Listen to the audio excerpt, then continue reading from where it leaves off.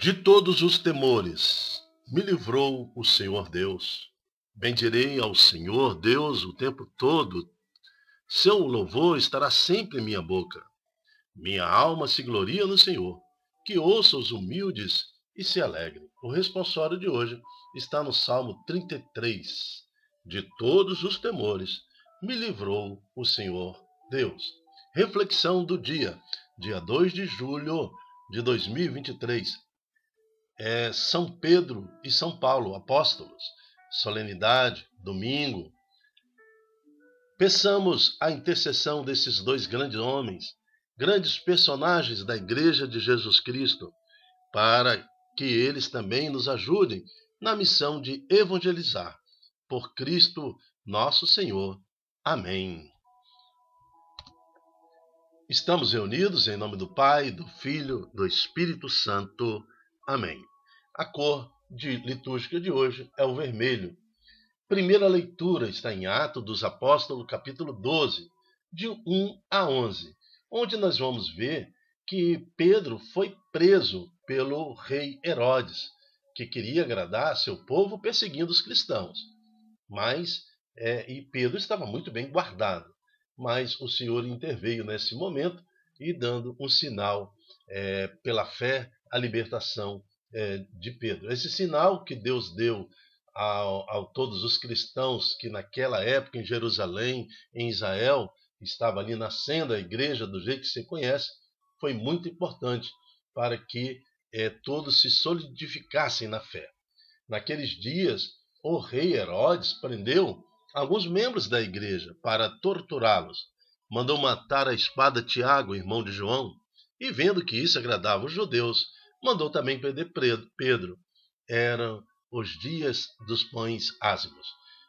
Pedro só não morreu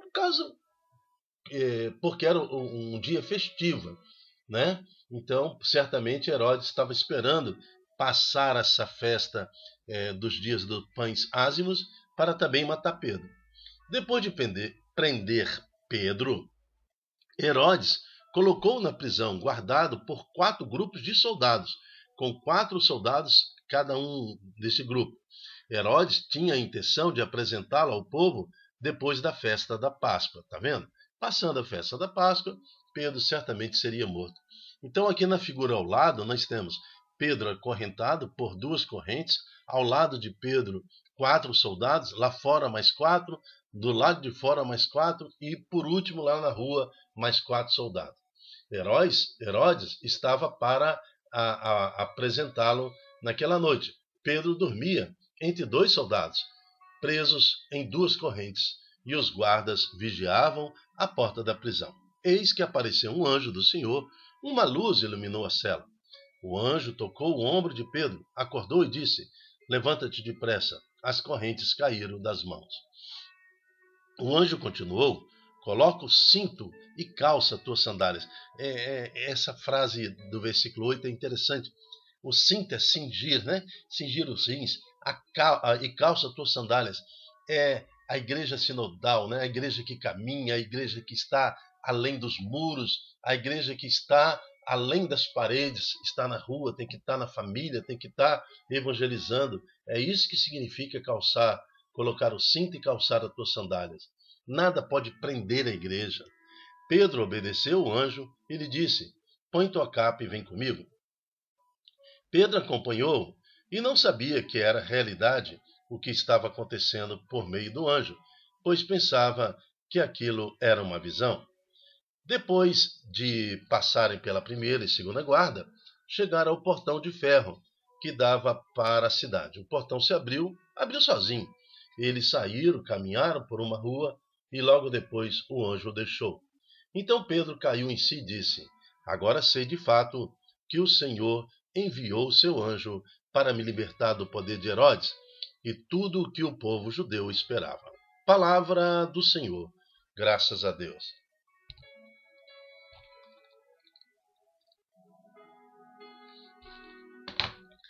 Então estamos diante de uma realidade, de uma experiência que o Pedro experienciou, né? Diante do Senhor que intervém na história. É o Senhor que libertou Pedro. porque Pedro seria a pedra, né, na qual Jesus construiria sua igreja. Era necessário, então, a libertação de Pedro. A libertação de Pedro significa que a igreja tem que estar livre. Nada pode aprisionar a nossa igreja. Essa experiência de Pedro de ser liberto e de, mesmo com a estratagema, com a estratégia do poder organizado político de Israel, querendo aprisionar aquele que seria o primeiro Papa, Pedro, então a gente vê que isso não faz parte de uma estrutura ou do pensamento divino. Jamais poderemos ter uma igreja sujeita ao ordenamento do mundano. Jamais, jamais, jamais. Os reis na Europa tentaram aprisionar também a igreja, restringindo o Papa. Muito das brigas e lutas que aconteceram no século IX, século X e século XI foi justamente o Estado querendo dominar a igreja. A França queria se dar ordem à igreja, aprisionando inclusive o Papa e não aceitando mais a sucessão dos papas. Foram 6 papas que a França tentou falar assim, agora eu que mando na igreja. Foram antipapas, né? Papas falsos, porque não foram eleitos ali pelo grupo de bispos, sim pelo rei da França. Então também na Inglaterra, também o rei inglês, por volta dos anos 1800, perdão, no século XVI, eles também romperam com a igreja. O rei chegou a falar assim, agora eu que sou o Papa da igreja. Eu represento a igreja no mundo. Eu sou o Senhor, eu sou o representante de Deus. E assim, até os dias de hoje, né, o rei da Inglaterra, ou a rainha, quando ela é eleita, ela é o representante, é como se fosse o Papa da igreja anglicana. Então, nós vamos ver que o mundo tenta aprisionar a igreja desde muito tempo, desde a época de Pedro. E nós sabemos que pela vontade de Deus, é Deus que liberta e vem libertando a igreja de todos esses momentos. É como se a coisa repetisse século a século, né? Vai repetindo. Sempre, em toda a história da igreja, houve a tentativa do aprisionamento da igreja. A igreja sempre é liberta pela mão de Deus. Desde o tempo de Roma, desde os imperadores que queriam também aprisionar e selecionar a igreja, mas ela está vivendo até os dias de hoje. E hoje, muito mais, a igreja precisa da nossa oração, porque nós temos agora uma coisa chamada modernismo, nós temos uma coisa chamada globalismo, nós temos uma série de filosofias em torno da igreja que querem sufocar a palavra de Deus e aprisionar os mandamentos do Senhor, colocando correntes fortíssimas, tentando colocar no povo de Deus e na família um espírito pagão.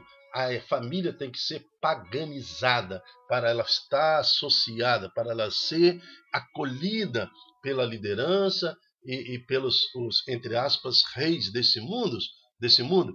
Então é necessário então que a igreja seja fortalecida. Com o nosso coração no chão, nós vamos clamar a Deus também que o Senhor venha e liberte a igreja nesses tempos atuais, né? Porque precisamos santificar aqueles que se dedicam à igreja, desde o Papa ao bispo, padre, aos diáconos, ao todo o povo consagrado, aos leigos que participam dessa missão, para que sejam portadores da palavra de Deus e libertadores de nossas almas. Amém. Segunda leitura está em 2 Timóteo, capítulo 6, de 6 a 18, que vai falar da missão de Paulo, né? Ele nos dá tanto exemplo, ele nos deu exemplo com a sua vida, combateu um bom combate. Por isso, sabemos que ele está agora fazendo parte do corpo celestial. Ele fala assim, caríssimo, quanto a mim, eu já estou para ser derramado em sacrifício. Aproxima-se o momento da minha partida, combati um bom combate, completei a corrida, guardei a fé. Qual é a fé que Paulo guardou? A fé de Pedro. Pedro, tu és pedra, e sobre esta pedra, sobre esta fé, edificarei a minha igreja. Não as minhas igrejas, a minha igreja. Certo que hoje nós temos diversas denominações, mas é a minha igreja, uma única igreja, né? Então, para eu ser cristão, eu tenho que guardar a fé de Pedro. Como é que eu sou cristão? se eu guardo a fé de Pedro. A fé de Pedro guarda os mandamentos, guarda os preceitos do Senhor, guarda o ordenamento do Senhor Jesus Cristo. Então, para eu ser um cristão e para ser um cristão católico, eu tenho que guardar a fé de Pedro, que está sendo guardada desde Pedro até o nosso Papa atual. Combati um bom combate, completei a corrida, guardei a fé, agora está reservado para mim a coroa da justiça, que o Senhor justo juiz me dará naquele dia, e não somente a mim, mas também a todos que esperam com amor a manifestação gloriosa, a segunda vinda de Jesus. Mas o Senhor esteve ao meu lado e me deu força.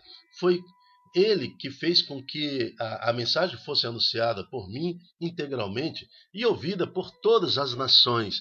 E eu fui libertado da boca do leão.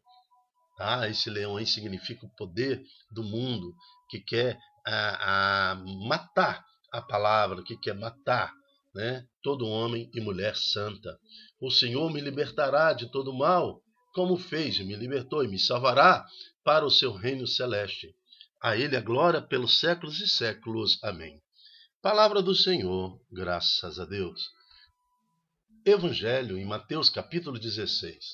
Aleluia, aleluia, aleluia. Tu és Pedro, e sobre esta pedra eu irei construir a minha igreja, e as portas do inferno não irão derrotá-la. Proclamação do Evangelho de Jesus Cristo segundo Mateus. Glória a vós, Senhor. Naquele tempo, Jesus foi à região de Cesareia de Filipe e ali perguntou a seus discípulos: quem diz o homem ser o filho do homem? Olha, aonde que Jesus foi? Na região de Cesareia de Filipe. Era uma região pagã de Israel. Ali viviam os pagãos. Ali a religião era o paganismo. Ali, inclusive, Roma estabeleceu como sua região para que fosse livre o culto pagão. Então Jesus pega os seus apóstolos e vai para uma região pagã, simbolizando ali o mundo, o desafio de evangelizar. Ali naquela região, ele perguntou aos seus discípulos: que dizem os homens ser o filho do homem? O que eles estão falando de mim? Aí eles responderam: alguns dizem que é João Batista, outros que é Elias, outros ainda que é Jeremias ou algum dos profetas. Então Jesus perguntou aos apóstolos: e vós, que dizeis que eu sou? Silêncio. Todos os apóstolos ficaram em silêncio. Um silêncio intimidador, um silêncio perturbador. Então Simão Pedro respondeu: tu és o Messias, o Filho de Deus. Respondendo, Jesus lhe disse: feliz é tu, Simão, filho de Jonas, porque não foi um ser humano que te revelou isso, mas o Pai que está no céu. Por isso eu te digo que tu és Pedro, e sob esta pedra construirei a minha igreja, e o poder do inferno nunca mais poderá vencê-la. É sobre a fé de Pedro que está instituído a igreja. Se eu sou cristão, eu defendo a fé de Pedro, porque na fé deste homem, que é substituto pelo primeiro Papa, segundo Papa, e assim vai até os dias de hoje, a igreja está mantida e o inferno jamais poderá vencer, porque o próprio Senhor falou sobre isso, né? Que por isso eu te digo que tu és pedra, e sobre esta pedra construirei minha igreja, e o poder do inferno nunca, eu falei nunca, poderá vencê-la. Então tentar combater a igreja é uma atitude suicida, é loucura, porque vai de contra a palavra de Deus, de contra a intenção de Deus. Numa luta, eu vou ver quem é mais forte. Se eu não posso, eu desisto e saio correndo. É insano tentar combater a igreja, porque a igreja está protegida pela palavra de Deus. Eu te darei as chaves do reino dos céus. Olha aqui, se o versículo 19 está falando para Pedro que ele receberá as chaves dos céus, por que o versículo 18 não está falando de Pedro? Né? Por isso eu te digo, tu és pedra. Porque alguns falam assim, não, né? A pedra que ele falou é a pedra do lado, assim, tinha uma pedreira, ele falou que era pedra. Sobre aquela pedra seria edificada a igreja. Não! Se o versículo 19 fala para Pedro, e eu, Pedro, te darei o reino dos céus. Por que ele recebe a chave do reino do céu? Porque é sobre ele que foi edificada a igreja. Tudo que ligares na terra será ligado nos céus, e tudo que eu te desligares na terra será desligado no céu. Aí então, com essa frase, Jesus encerra o poder que tem a igreja. A igreja tem o poder de ligar ao céu e desligar. Aí surge também todo o fundamento para os perdão dos pecados. Somente a igreja pode perdoar pecados em nome de Jesus Cristo. Somente a igreja tem este poder de perdoar. Por isso, também somente a igreja, tem o poder de falar: esta pessoa foi santa, então ela já está no céu. Usando deste poder, a igreja jamais falou assim: ó, fulano não foi santa e fulano está desligado e está no inferno. Até hoje não tem ninguém que a igreja falou assim: ó, esse está no inferno, né? Então, mas ela tem o poder de ligar, ela liga, são os santos, porque ela fala na autoridade do nome de Jesus, e é Jesus que deu esta autoridade. Por isso queremos louvar a Deus e bendizer ao Senhor. Pedro e Paulo foram fundamentais para que a igreja, na vontade de Jesus Cristo, surgisse no mundo. E vamos fazer a vontade de Deus. Eu sei que há muitos problemas dentro da sua e da minha igreja, mas nós precisamos colocar o joelho no chão, pedir a Deus em nome de Jesus, né, para que o Espírito Santo seja derramado sobre o Papa, sobre o Bispo, sobre o nosso pároco, sobre todos os administradores da igreja, diáconos, todos aqueles que participam do clero, todos os leigos, todos os consagrados, que seja agora ungido na presença do Senhor, para que desta pedra surja a igreja de Jesus Cristo para o mundo. Amém. Eu me chamo Dilton Góes. O nosso projeto chama-se Ai de mim, se não evangelizar. Seja você um evangelizador, multiplicando essa pregação, esta palavra, para um coração agora que está precisando ouvir como são belos os pés do mensageiro que anuncia a paz. Até a próxima, se Deus quiser. Tchau, tchau.